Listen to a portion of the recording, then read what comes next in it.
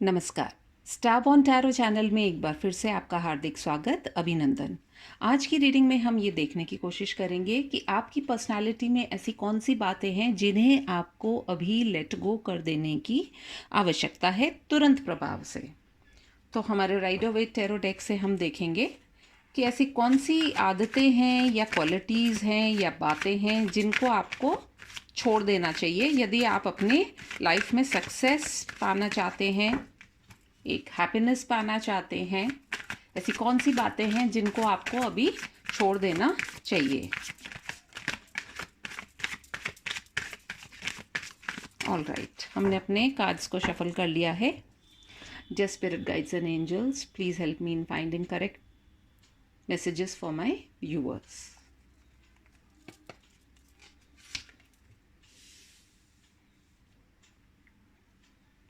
Queen of Cups, the Tower, Ace of Wands, the Hanged Man,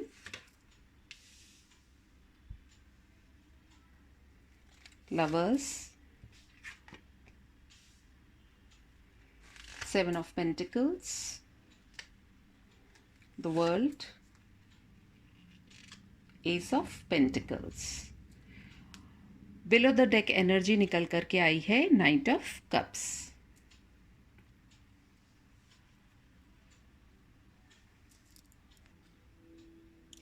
all right, यहाँ पे सन science में बताना चाहूँगी रीडिंग शुरू करने से पहले। मुझे ऐसा लगता है कैंसर, स्कॉर्पियो, पाइसेस, फिर हमारे पास एरीज, लियो, सजिटेरियस, टॉरस, वर्गो, कैप्रिकॉन। साथ ही साथ एरीज कोई स्ट्रांग हो सकता है, पाइसेस कोई स्ट्रांग हो सकता है, Gemini, and we also have Leo, Aquarius,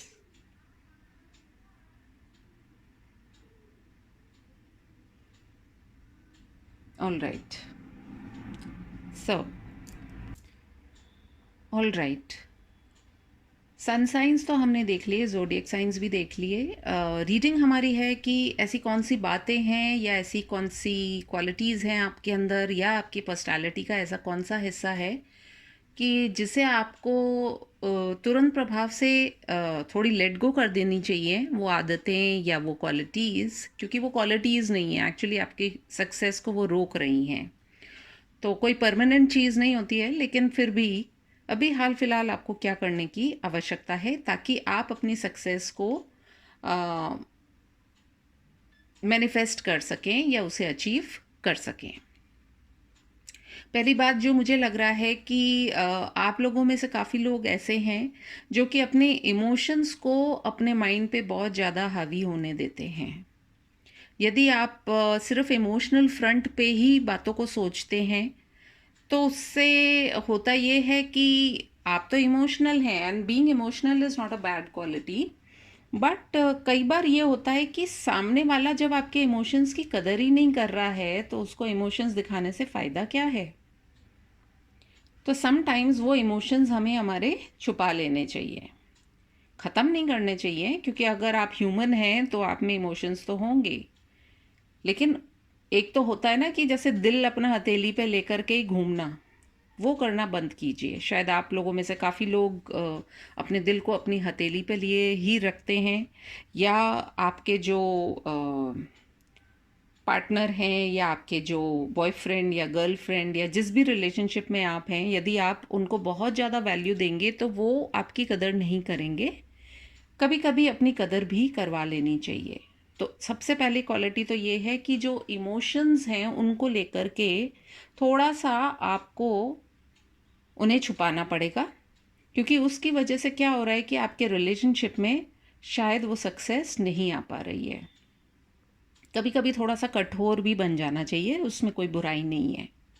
जैसा कि होता है ना कि बच्चा अगर हर बार गिरता है और रोता है और हम उसको उस डर से हमारी गोदी से ही नहीं उतारते हैं, तो वो चलना कब सीखेगा, और जब गिरेगा तभी तो उठेगा। तो अगर हम वो चीज़, उसकी जो नेचुरल जो कोर्स ऑफ डेवलपमेंट है, अगर उसको रोक देंगे तो वो जब कभी भी लाइफ में वो गिरेगा तो उस समय उसको संभालने वाला कोई नहीं होगा और उसे समझ भी नहीं आएगा कि उसे वापस खड़े होना है। तो कई बार रिश्तों को बहुत ज़्यादा कस के पकड़ने से भी प्रॉब्लम होती है। तो थोड़ा सा आप भी रिलैक्स कीजिए, चिल कीजिए। दूसरी चीज़ जो मुझे ऐसी लगती है, मुझे ऐसा लगता है कि आप अपने दिमाग पे भी बहुत ज़्यादा, मतलब ओवर थिंकिंग जो है वो आपके दिमाग में बहुत ज़्यादा चलती है। उस वजह से जो एनर्जी है वो बहुत ब्लैक हो रही है। आपका माइंड जो है वो स्टिल हो गया है। आप में से काफ़ी लोगों को आई थिंक सो हेडेक्स होते होंगे, आपका जी घबराता होगा, आप बहुत चिड़चिड़े रहते होंगे, आपको गुस्सा भी बहुत ज़्यादा आता होगा। एंड अल्टीमेटली उससे क्या होता है, क्योंकि जो थर्ड पर्सन होता है उसे तो नहीं मालूम है आपकी सिचुएशन, लेकिन होता यही है कि हमारे गुस्सा करने की वजह से, हमारे स्ट्रेस लेने की वजह से कुछ जो अगर काम बन भी रहे होते हैं तो वो भी बिगड़ने की संभावना हो जाती है। तो यदि ऐसा है तो प्लीज़ आप अपने दिमाग पे ज़्यादा वज़न डालना बंद कीजिए। तीसरी बात जो मुझे लग रही है कि आप जैसे कहते हैं ना, दो नावों की सवारी बहुत करते हैं। मैं करूं, नहीं करूं, आगे बढ़ूं, नहीं बढ़ूं, ऐसा करूंगा तो क्या होगा, वैसा करूंगा तो क्या होगा। ये जो एक लगातार एक हैंग्ड वाली जो एनर्जी है उसको प्लीज़ बंद कीजिए। जब तक आप कुछ करके देखेंगे नहीं, आपको पता कैसे चलेगा कि वो राइट है या रॉन्ग है। खाली उल्टा लटक कर सोचने से तो कहते हैं ना, एक चिमगादड़ की तरह उल्टे लटकने से तो रास्ते नहीं मिलेंगे, वो भी कभी ना कभी निकलता है, उड़ता है। तो वही बात है कि ऐसे उल्टे मत लटके रहिए, क्योंकि आपकी जो दिमाग पर बहुत ज़्यादा वज़न पड़ रहा है।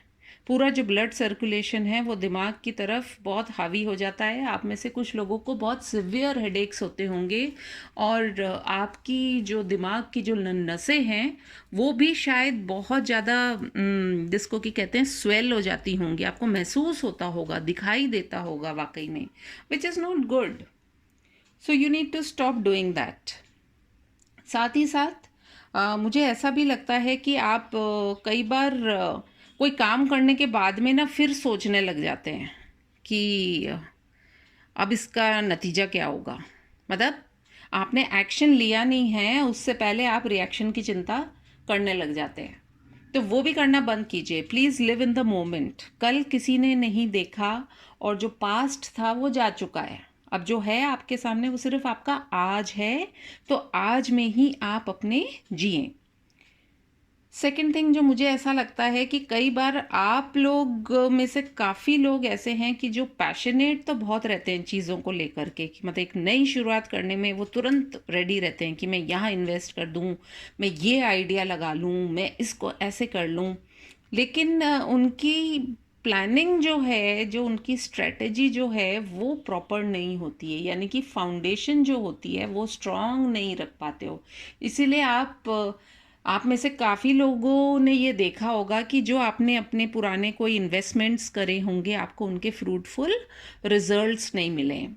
तो उन पे भी आपको थोड़ा सा ध्यान देने की ज़रूरत है। जब भी आपको कोई नया आइडिया आता है, प्लीज़ उसको एक बार सोचें कि वेदर ये लॉन्ग रन में मेरे लिए सही चलेगा या नहीं चलेगा। मान लीजिए आपको लगता है कि मुझे तो भाई 1 साल की एफडी बना करके रखनी है, तो फिर या तो दिमाग को उस तरीके से आप लगाइए। लेकिन आप ये सोच रहे हैं कि मैं पैसा तो लगा दिया मैंने 1 साल के लिए, लेकिन हाय भाई अब मुझे तो उस पैसे की ज़रूरत थी, अब मैंने तो उसको ब्लॉक कर दिया, अब मैं क्या करूं क्या नहीं करूं। तो वो उस तरह की चीज़ें आप अगर नहीं करेंगे तो आपको अपनी लाइफ में काफ़ी अच्छी पॉसिबिलिटीज़ जो हैं वो होती हुई नज़र आएंगी। तो please be very careful when you are coming up with new things.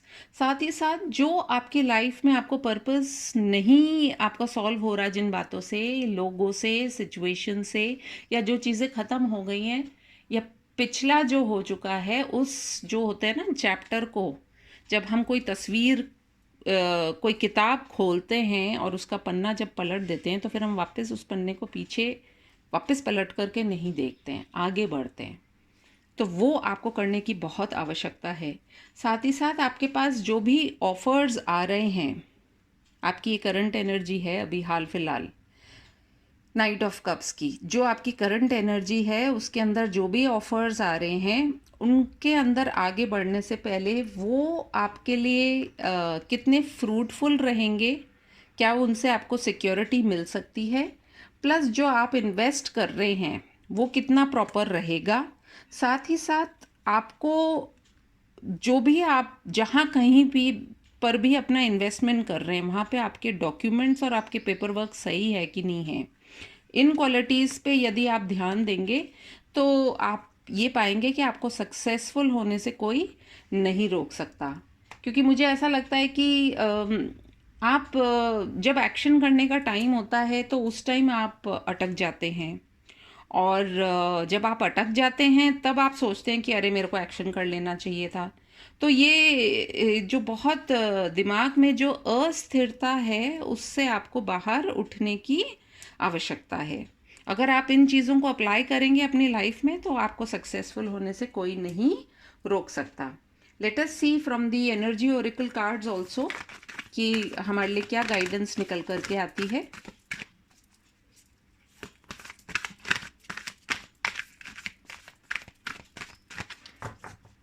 All right. Woman holding a coin.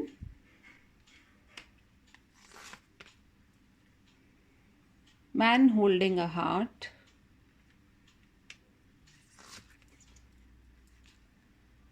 Indecision.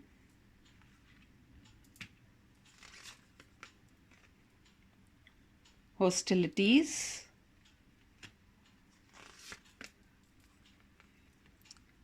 Door to personal healing and happiness.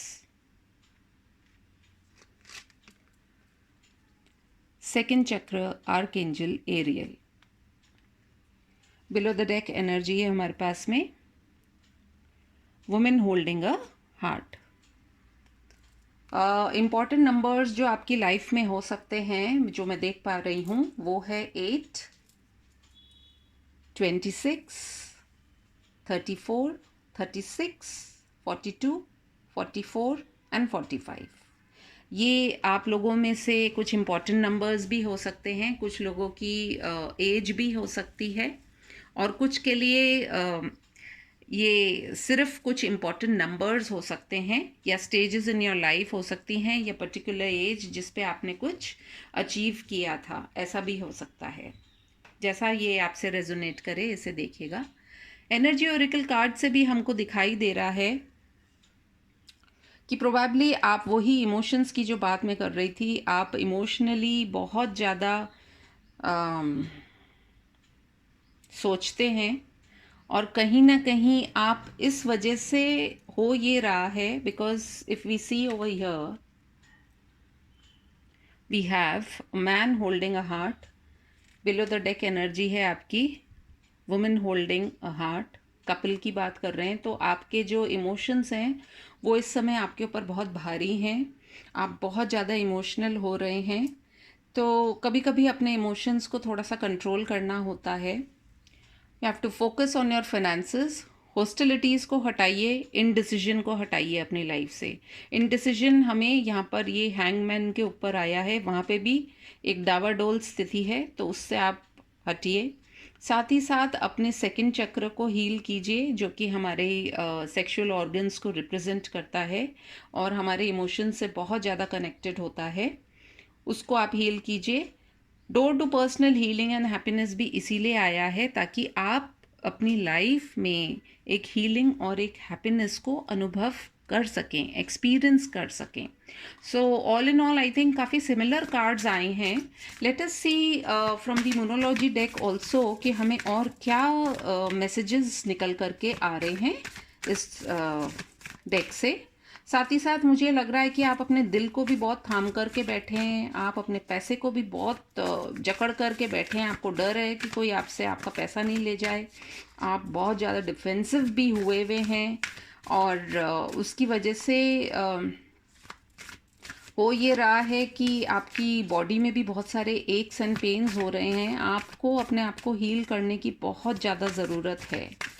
And specially I can with this door to personal healing and happiness, मुझे लगता है आप में से कई लोगों की as 30s के अंदर हैं, या 34 प्लस, या 34 आपकी एज भी हो सकती है, 36 भी एज हो सकती है आप में से कई लोगों की। तो जैसा आपको लगता है, जिसके लिए भी ये मैसेज है, please take care of yourself, because एक healthy mind and body and soul ही कुछ लाइफ में कर पाते हैं।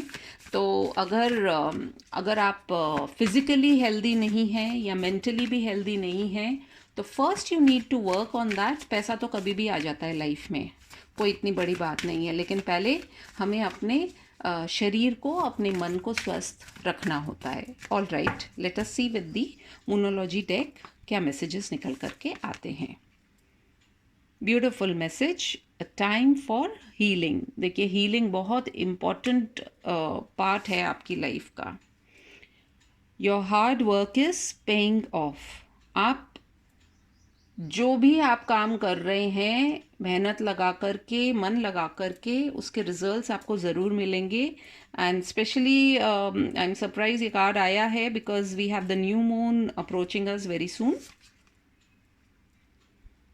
You are very close to achieving your goal. हो सकता है आप में से कुछ लोगों को specially from this new moon से लेकर के फुल मून तक के बीच में कुछ ना कुछ आप अचीव करें, छोटा बड़ा जैसा भी हो। अगर ऐसा कुछ होता है तो please let me know in the comment section. You are good enough. Universe भी आपको ये कह रहा है कि आप स्वयं में सक्षम हैं, परेशान मत होइए। Be bold and make the first move. आगे बढ़िए, वो जो लटकी वाली स्थिति है उससे आगे बढ़िए। A win win outcome is forecast. आप ज़रूर अचीव करेंगे जो भी आप अचीव करना चाहते हैं, लेकिन आगे बढ़ने की आवश्यकता है और आप अपने आप में सक्षम हैं। A time to give rather than take. Give किसको करना है आपको? यहाँ पर भी न्यू मून इन वर्गो आया है। अपने आप को, अपने आप को आप पहले दीजिए। और क्या देना है आपको? सेल्फ लव करना है, आपको अपनी बॉडी को हील करना है, आपको अपने हार्ट को हील करना है, सोल को हील करना है। तभी आप जाकर के एक लाइफ में एक सक्सेस को अचीव कर पाएंगे। आई थिंक बहुत ही ब्यूटीफुल रीडिंग है। यदि आपको ये पसंद आई हो तो please like, comment, share and subscribe to my channel. मैं आपसे फिर मिलूंगी अपनी एक और रीडिंग में। तब तक के लिए टेक केयर, बाय बाय।